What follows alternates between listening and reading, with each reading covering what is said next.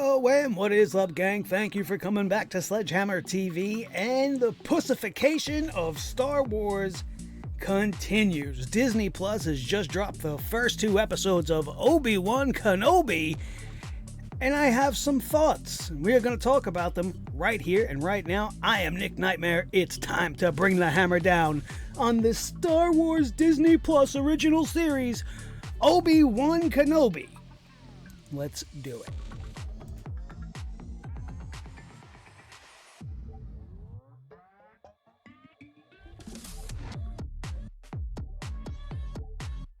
Alright, wrestling is apparently not what we're doing here today.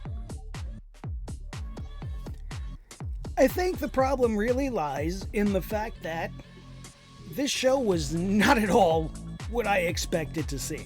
Now, I'm not one that goes and looks for spoilers or reads the leaks or gets into anything like that. I like to go into everything kind of blind so that I could formulate my own opinion before having any preconceived prejudices about what I'm about to watch. So, of course, there was unavoidable that we were going to find out Hayden Christensen was in this show. It doesn't matter where you look, it's all over the place. That was going to be spoiled for all of us.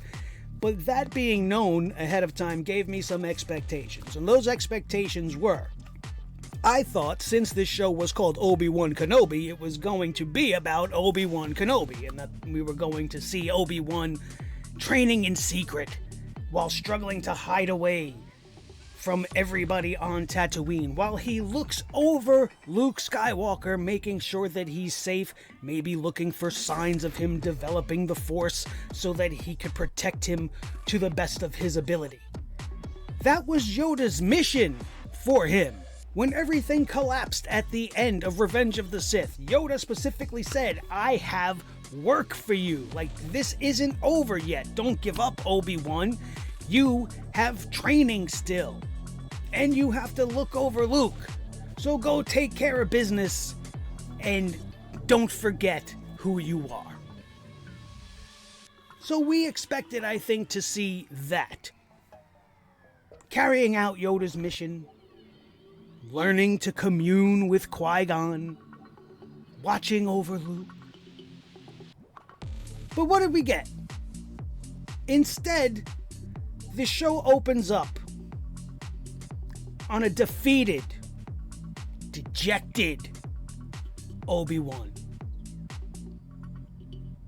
He was just fine hiding away in the shadows, not being noticed, not being seen. And that's understandable. The guy's trying to stay below the radar. He's trying to stay hidden. So all of that I can accept because, you know, that kind of makes sense. What doesn't make sense is that he abandoned his training. He literally turned his back on all his beliefs and even goes on to abandon his mission of watching over Luke a little bit later on, but we'll get to that. But what we got here is just a broken Obi-Wan Kenobi. Brokey-Wan Kenobi. He doesn't give a shit about anything. He's watching Luke, but he's turned away from the Force. So much so that he's become disconnected from the Force. Why would he do this? Wouldn't he need his powers in case somebody ever came to fuck with Luke? What's he gonna do? Throw rocks at him? Is he gonna call the fucking sand people? No. What's it? Why would he let his powers evaporate away?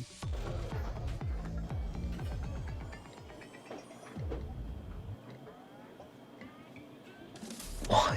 Why would he disconnect himself from everything that he needs to keep Luke safe and to commune with his former master? He pretty much just told Yoda to go fuck himself. I don't care. Yeah, forget your training. Forget this kid. I'm just gonna live in the mountains.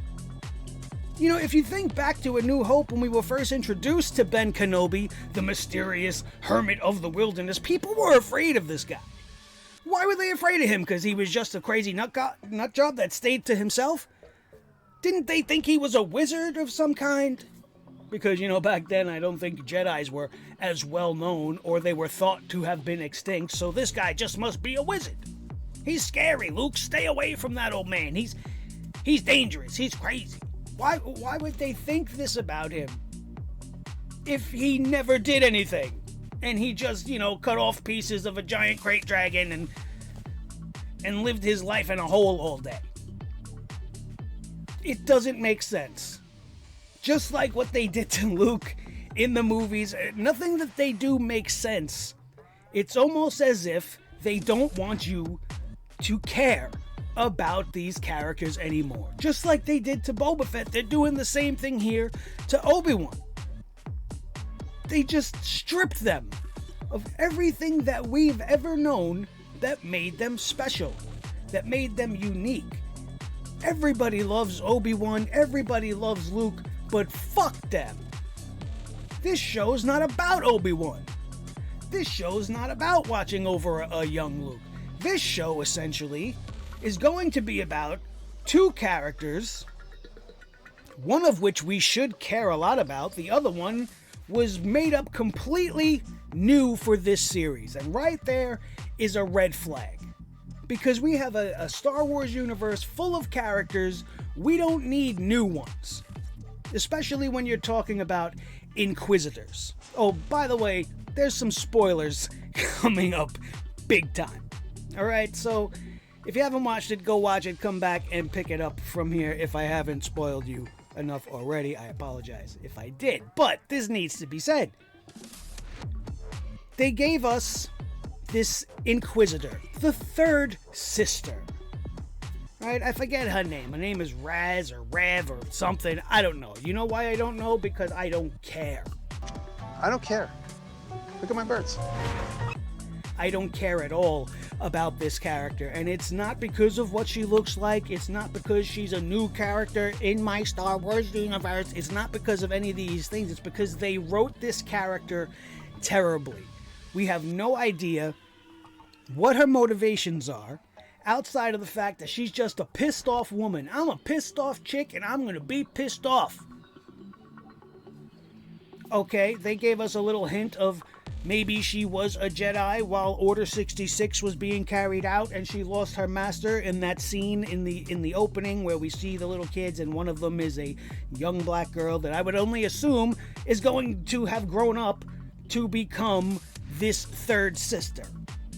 And I just, it's, why is this show about her?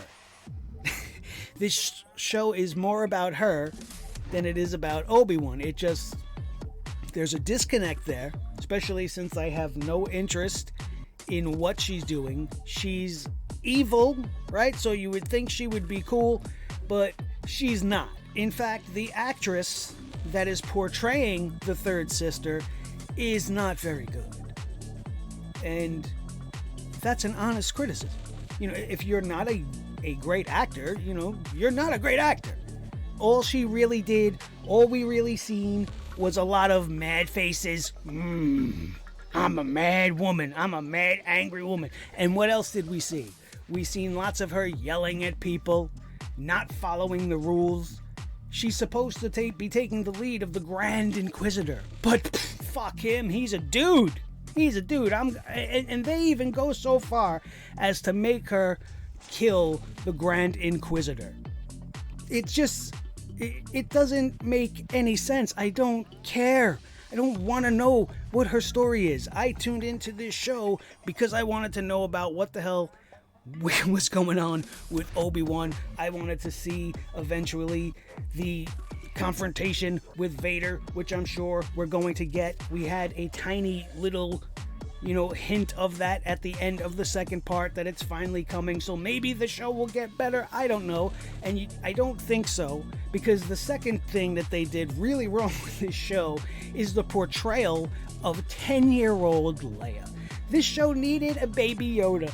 They wanted a baby Yoda of their own. And instead of going with the obvious choice, which would have been young Luke, which is why everybody's tuning into this show, we get young Leia. Young Leia, who the actress who's portraying young Leia, this young little girl, is great. She's great at what she did. You know why? Because she made me hate this 10-year-old Leia. And you know why I hate this 10-year-old Leia? Because they wrote her to be an insufferable, obnoxious, know-it-all brat.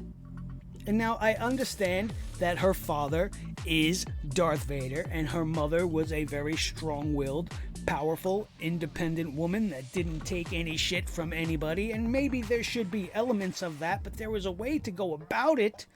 They could have wrote this girl to be an adorable, lovable, wisecracking, smart-ass kid. We've seen it done in movies so successfully so many times. But you made me not give a shit because this girl just thinks her shit don't stink. She's better than everybody. She's calling her cousin out on his bullshit.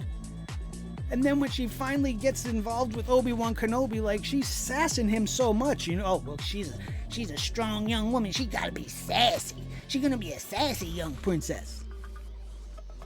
Alright, she's a princess. Maybe she has a little bit of entitlement, but she doesn't have to be a disrespectful brat. She doesn't have to blatantly not go along with the man who has come to try to save you.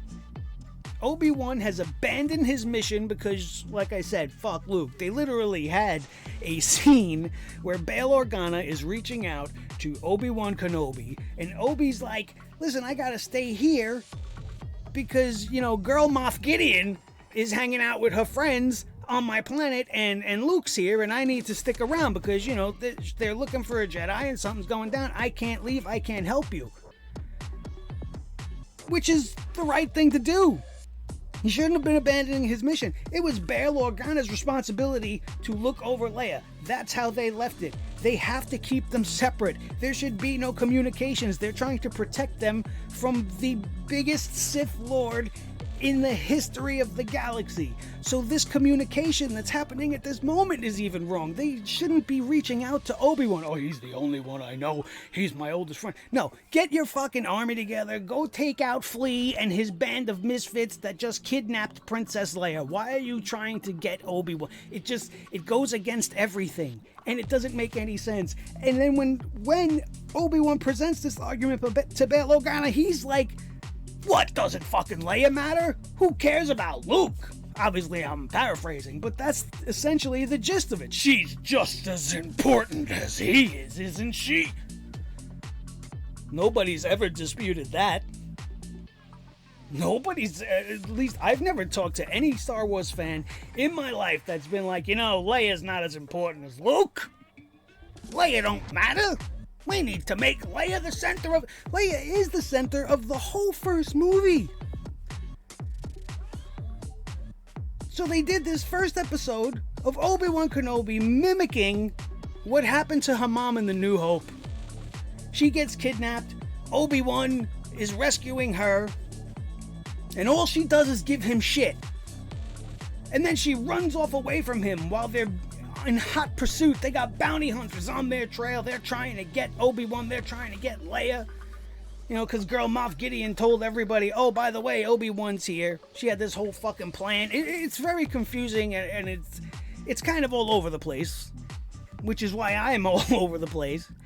And there's just too much shit. Too much shit going on that shouldn't be happening. It just took me out of it. Every time we were on screen with little Leia or with the third sister, I just didn't care. You know why? Because I'm a Star Wars fan for over 4 decades, and my interest, my investment is in the original characters, not in these new characters. Not in these new retellings of these characters and the forced agenda to put down our throat that we have to make every female character more important, if not better. And in this case, they did it with a 10-year-old girl. She's 10 years old, and they gave her the attitude of a 25-year-old adult male Leia. And you would think, wouldn't you think that comes over time? Like, sure, she could be a little sassy and have a little attitude. I have a 10-year-old girl. She's a piece of work. She can give me some sass sometimes. But she's not going to openly disrespect my orders, for lack of a better word, especially in times of crisis. If I say, come on, let's go, she's gonna come on, let's go. I don't understand the dynamic they gave this little girl. You would think that Leia became that way over time, having to deal with the bureaucracy of the politics and all the bullshit that she's been put through, like her mom before her. It just didn't make any sense. They made Luke Skywalker mean nothing. Nothing. We seen him for 30 seconds and then boop! There was your Luke, everybody. They showed it in the trailer. We all got excited. There we go. This show's not about Luke. This show's not about Obi-Wan. This is about 10-year-old little Leia who thinks she's better than everybody in the world, runs away from Obi-Wan Kenobi while he's trying to rescue her, and the kicker is, Obi-Wan, a grown-ass man, can't catch this 10-year-old girl. How fast is Leia? Is she the Flash's fucking daughter too in this universe? And then this 10-year-old girl openly tries to jump over rooftops to try to escape the man who's trying to rescue her from the people that are chasing them, actively shooting at them and trying to kill her. She falls. This makes Obi-Wan finally crack, and he has to use the Force. But he uses it like he doesn't want to, like, ew, I'm using the Force. Or like he's struggling so much because it's been so long, it's been 10 years since I used the Force, I can't use the Force anymore. That's not how it works, is it? Is he that disconnected from the Force that he needs to struggle to hold a 10-year-old girl in the air? What is she, like 80 fucking pounds? He wasn't trying to bring down a TIE fighter.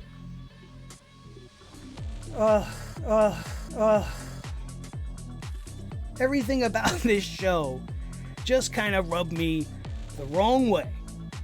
And then to keep us hooked, to keep any of us with any hope interested, what do? They tease us with a little Hayden Christensen spot at the end. And to be honest, I'm going to end up watching it because I want to see what happens, but I know now that this show's not going to even be about that. That's probably going to be one scene, and at the end, somehow little Leia and Girl Moff Gideon will be the heroes of this series. You know, getting back to the portrayal of the third sister, I feel like what the actress did here was go back and watch The Mandalorian, and then is essentially giving us not an impression of Moff Gideon, but an impression of Giancarlo Esposito. She's trying to do her best to do what he did for The Mandalorian, and it's just coming off as forced and very phony, very one-note, and cringy. At one point, they got this girl. We are deep in the chase. Obi-Wan is chasing little Leia through the cool little sci-fi town that they are. I forgot the planet they went to. I'm sorry, it wasn't that important. I didn't care enough about the show to really figure it out. But while we're in this chase, which should be the most important thing on the show, plus, you know, it includes little Leia, so I mean, of course, it's got to be super important, right? But we got to cut away to Girl Moff Gideon jumping rooftops, doing parkour all over the place. Why? Just to show us how awesome she is? Like, what was it for? What are they doing? What are they doing? And, you know, I've heard that there are rumors that people have read the final script. I don't know what they read, but I heard that they're saying that people are going to hate it. And I didn't want to believe it. But after these first two parts, these first two episodes, it's hard to deny that Disney is doing everything they can to just kill off the old Star Wars. And they portray it as unimportant and old and dated. And we have to be into the new ones. And now today, apparently, some magazine put out some article that Disney's almost insisting that, you know, we have to like this show. And that if we don't like this show, it's because we're racist. I am far far from racist. I'm the most openly accepting person in the world. My whole entire life is filled with friends of multiple nationalities, colors, creeds, races. I don't give a shit what you look like. If you're a bad actress, you're a bad actress, bro. And I'm not saying that she's a bad actress per se overall. I'm sure she's fine. I mean, you can't get a job in Hollywood without at least being good at some aspect. But she did not come across very well in this role. The influences or the choices she made in the portrayal of this character are just bland and boring and very empty, and I don't care. And the writing for the little Leia character is just way overboard. Way overboard. And it's not even necessary. But I understand they needed a jumping off point, they needed a plot point, they wanted to pull it away from Tatooine and take him off world and make him abandon his mission for whatever reason. But there was a way to do that without making it the central focus of 2 episodes and turning Leia into an obnoxious little snob. We didn't need any of the stuff with Leia and her mom, or Leia ripping down her older male cousin because he said you're not even a real Organa because, you know, she's adopted. So he's just being a dick. But then she literally verbally eviscerates this little dude, calling him out on his shit, which I guess is fine. But was it really necessary? We know who Princess Leia is. We know her character. We don't need to hammer it home with this. She's 10. She's 10 years old. She's a 10-year-old princess. Come on. The portrayal of this girl was a little bit off the mark. A little bit off the mark. And the fact that there's not much to say even about Obi-Wan, what did he do? He hasn't done anything yet. He really hasn't. He dug up his lightsaber from a hole in the ground. He failed to save some Jedi that came to him for help. And now he's on a mission to save Leia. And I don't know where it's going. Somehow or another, Darth Vader's gonna be involved. One other thing before we wrap this up. At one point towards the end of the 2nd episode, the 3rd sister is the one that tells Obi-Wan Kenobi that Anakin is alive. Up until this point, he believed that he left Anakin for dead on Mustafar by the lava pit. He didn't know that he survived. But this girl knows that Anakin is Lord Vader. How? How does she know that? Why would she know that? Is she reading it from the dark side? I don't know. Did it happen when she was young? Are we going to be shown this information later? Like, I guess you can consider it pivotal, but I don't give a shit about the character, so I don't really care. It's just a question that's just hanging out there. Big loopholes. Like, what?